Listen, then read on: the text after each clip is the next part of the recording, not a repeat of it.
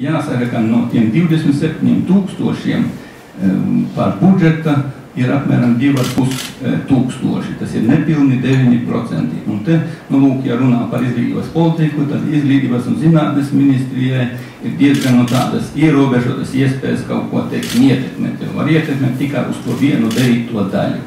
Un ja arī pat nebūtu šīs budžeta vietas, tad tās 9, 10 daļas noteikti nodrošinātu visus pieprasījumus pēc biznesa izglītības.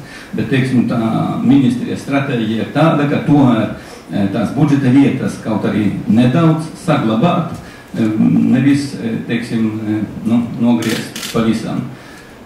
Tas būs, teiksim, nākošajos gados 11. 12. atkarībā no finansējuma. Varētu būt, ka arī tas tā 2,5 tūkstoši turpmākos gados nedaudz arī samazināties.